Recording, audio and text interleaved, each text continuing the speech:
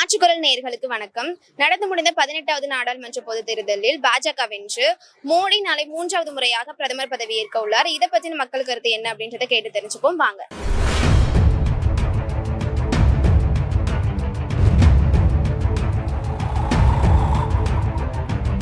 மூணாவது முறையா பதவியேற்பு மூணாவது முறை பதவியேற்க இருக்கிறாரு. ஆனா நீடிச்சு 5 வருஷம் இருக்க முடியாது. எந்த நேரத்துல காட்சி கவுளும் எந்த நேரத்துல போகணும்னு சொல்ல முடியாது. ஏன்னா இன்னும் 32 சீட்டு தேவை. 32 சீட்டு தேவைன்னா மெசாரிட்டி இன்னும் எத்தனையோ இருக்கு. அதனால பதவி 3வது பிரதமர் ஏற்கிறார். அவ்வளவுதான். நீடிக்க மாட்டேன் 5 வருஷத்துக்கு. மக்கள் யாரை எதிர்பார்த்தாங்களோ அவர் வரல. நாங்கெல்லாம் ராகுலை தான் எதிர்பார்த்தோம். ஏன்னா இந்த 10 வருஷம் ஆட்சி காலத்துல ரொம்ப கஷ்டப்பட்டோம். தன்னிச்சையா எதுவுமே முடிவு பண்ண முடியாது. வெங்கையா நாயுடு, நிதிஷ்குமார் 14 கட்சி கூட்டணியில எந்த நேரத்துல என்ன வேணாலும் நடக்கலாம். அவங்க எல்லாம் கேட்டுக்கிட்டு தான் அவங்க எதுவுமே செய்ய முடியும். முன்ன மாதிரி எடுத்து தன்னிச்சையா எதுவுமே நடத்த முடியாது, எதுவுமே பண்ண முடியாது. என்னைக்குமே நித்திய கண்ட சொர்க்கம் தான் அவருக்கு வாழ்க்கையில. நல்லதுதான் வரட்டும், நல்லது செய்யட்டும். இவங்களால எப்படி இருந்தாரோ பரவாயில்ல, இனிமேல் வந்ததுக்கு அப்புறமாவது நல்லது செய்யட்டும். இப்போ காங்கிரஸ் வந்தா எப்படி இருக்குன்னு சொல்லிட்டு அவங்க இறங்கி செஞ்சாதான். ஏன்னா அவங்க பல கஷ்டங்கள்ல துன்படைஞ்சிட்டாங்க. அதாவது இந்த காங்கிரஸ் வந்தாங்கன்னா ரொம்ப நல்லா இருக்கும். என்ன பிரயோஜனம் அது? நாங்க என்ன நினைக்கிறோன்னா, எங்களுக்கு காங்கிரஸ் தான் நல்லா இருந்திருக்கோம். மேல இங்க கீழே திமுக, மேல காங்கிரஸ், 2 பேரும் கூட்டணி கேட்கறத கிடைக்கும் தமிழ்நாட்டுக்கு. அதனால மாறி வந்ததுனால எங்களுக்கு ஒரு இதுவாக தான் இருக்குது. இது நிற்காது, இதுவாக நிற்காது. ஏன்னா இது 3வது வந்ததுக்கு கூட்டணி ஆட்சி. நிதிஷ்குமார் அவங்களாம் நிலைச்சு நிற்க மாட்டாங்க. திடீர்னு கட்சியோட கட்சி மாறுறவங்க. இது வேஸ்ட்டு.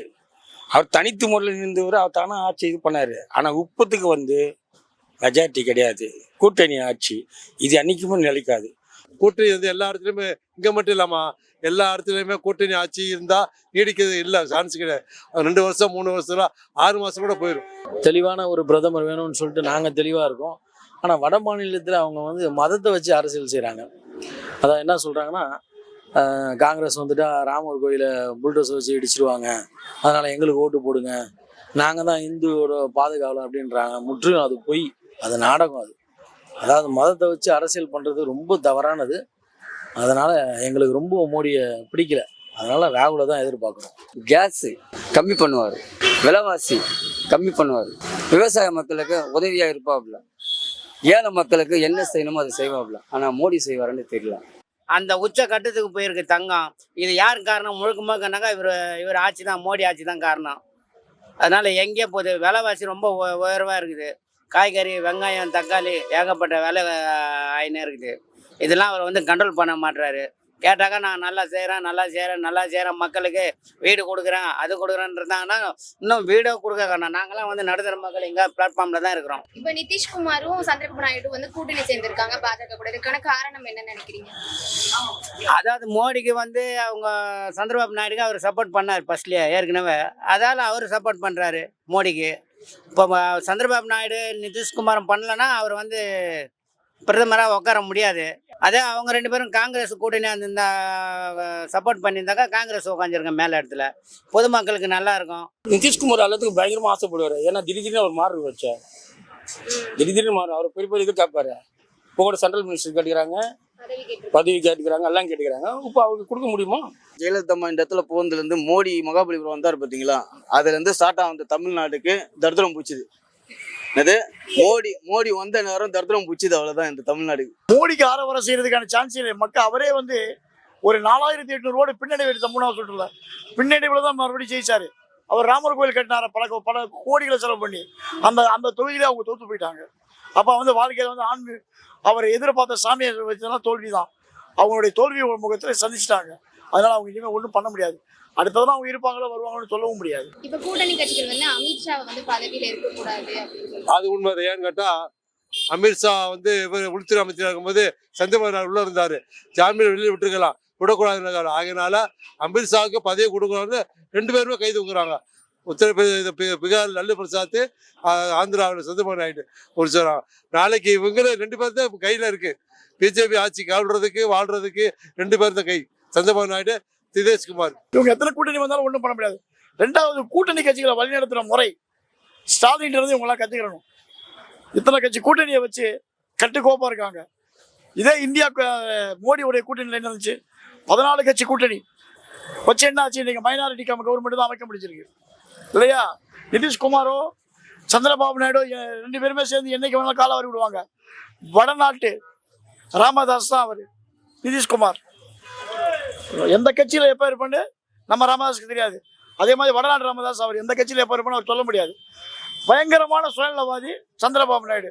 காலையில் சந்திரபாபு நாயுடு பையன் சொல்லிட்டான், முஸ்லீம்களுக்கு இடஒதுக்கீடு உண்மை, அதை வந்து யாரும் கேட்க முடியாது, அவங்க என்ன வெளிநாட்டுக்காரவங்களா அப்படின்னு. இது வந்து அப்படியே நடக்கும், உடனே நடந்துக்கிட்டே போயிட்டே இருக்கும். ஏன்னா 2 பேருமே கோரிக்கை வச்சுருக்காங்க. சில கோரிக்கை எல்லாம் இந்த அக்னி பாத் திட்டத்தை கூட பரிசீலனை பண்ணணும். அப்புறம் சில மோடியோட அடக்குமுறையான, அதாவது ஒன் சைடாக எடுக்கிற முடிவு எல்லாத்தையும் இவங்க 2 பேரும் பார்த்தீங்கன்னா தடுக்கிற மாதிரி, இதை செய்யக்கூடாது. அது இப்போ சுதந்திரமாக எதையுமே நீங்கள் மோடி செய்ய முடியாத மாதிரி, தனித்து செய்ய முடியாத மாதிரி இப்போ 2 பேரும் அழுத்தம் கொடுப்பாங்க. மக்களுக்கு ஏதாவது ஒரு பிரச்சனைனா 2 பேரும் அழுத்தம் கொடுக்குற மாதிரி இப்போ செயல்படுறாங்க. அதில் ஏதாவது முரண்பாடாக இருந்தால் இவங்க வெளில வந்துடுவாங்க. இப்போ ஏடிஎம்கேல வந்து சசிகலாவும் ஓபிஎஸும் வந்து இபிஎஸ் கூட சேரணும் அப்படின்னு நினைக்கிறாங்க. அவங்க கட்சியை வந்து வலுப்படுத்தணும் அப்படின்னு நினைக்கிறாங்க. ஆமாம், அது சொல்லிடுறாங்க. அது வந்து அவங்க வந்து வலியுறுத்துறேன்னா எல்லாம் உட்காந்து பேசணும். ஒரு கூட்டு குடும்பமாக இருந்தால் உட்காந்து பேசினா தாங்க அது முடிவு வரும். நீ ஒரு பக்கம் நான் ஒரு பக்கம் போன முடியாது. எல்லாம் ஒரு வீட்டில் இருக்கிறாங்கன்னா 4 பேர் இருக்கிறாங்கன்னா ஒரு பிரச்சனை வந்து என்ன பண்ணுவாங்க, உட்காந்து பேசினா தான் அந்த குடும்பமாக இருக்கும். சொல்லிக்கிட்டு தான் இருக்காங்க. ஓபிஎஸும் சொல்லிக்கிட்டு இருக்காரு, சசிகலாவும் சொல்லிக்கிட்டு இருக்காங்க. ஆனால் எடப்பாடியோட மனநிலை எப்படின்னு தெரியல. அவர் வந்து இவங்க கூட சேரக்கூடாதுன்னு தான் நினைக்கிறாங்க. ஆனால் மக்கள், அதாவது அதிமுக தொண்டர்கள் என்ன நினைக்கிறாங்கன்னு தெரியல. அவங்க நிலைப்பாடை இவங்க கேட்டு அது அந்த முடிவு எடுத்தாங்கன்னா நல்லா இருக்கும்.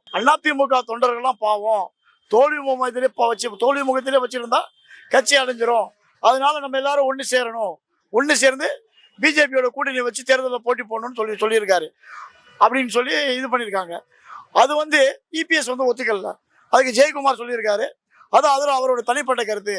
அவரை மாதிரி ஒரு துறையை, சசிகலா மாதிரி ஒரு துறையும் சேர்க்க மாட்டோம், அதிமுக தனிச்சு நிற்கும், எடப்பாடி தலைமையில் தனிச்சு நாங்கள் களம் காண்போம், 2026 நாங்கள் வந்து களம் காண்போம்னு சொல்லியிருக்காரு. தனிப்பட்ட முறையில் வெற்றி பெறுவோம். அதுக்கு இன்னொரு அவர் உதாரணமும் சொல்லியிருக்காரு. பிஜேபி வந்து கூட்டணிகள்லாம் வந்து பெங்களூர் ராயல் சேலஞ்ச் மாதிரி தோத்துக்கிட்டே தான் இருக்கும், நாங்கள் வந்து சிஎஸ்ஐக்கு மாதிரி திடீர்னு பெரிய ஆள் ஆகும், வெற்றி பெறுவோம்னு சொல்லியிருக்காரு. சேர்ந்தா நல்லா இருக்கும். அது அதிமுகன்றது மாபெரும் கட்சி. அது அம்மா ஜெயலலிதா இருக்கும்போது இந்த திமுக கூட 13 வருஷம் வராதவே இருந்தது. அப்போ அவங்க வந்து தனித்தனியாக ஓபிஎஸ்சி ஏபிஎஸ்ன்னு சொல்லிட்டு தனித்தனியாக பிரிஞ்சு டிடி தினகரன் சசிகலான்னு சொன்னனால ஓட்டே வந்து செதறி போச்சு. இந்த தமிழ்நாட்டில் பிஜேபி தோல்வி காரணமே அண்ணாமலை தான். அண்ணாமலைனால தான் தமிழ்நாட்டு பிஜேபி போனது காரணமே, அதிமுக போனது காரணமே அண்ணாமலை தலகாலன்றதுனால பிரச்சனை ஆகி போச்சு. எல்லாரும் 2-3 சீட் ஜெயிச்சிருக்கோம் தமிழ்நாட்டில். என்னைக்கு ஜெயலலிதா அம்மா போனாங்களோ அதுலேருந்து இந்த தமிழ்நாடும் போயிடுச்சு. தமிழ்நாடு இப்போ வந்து நான் ஓப்பனாக சொன்னேன்னு பார்த்தீங்கன்னா ஒரு விபச்சாரத்துக்கு விட்டா மாதிரி இப்போ தமிழ்நாடு.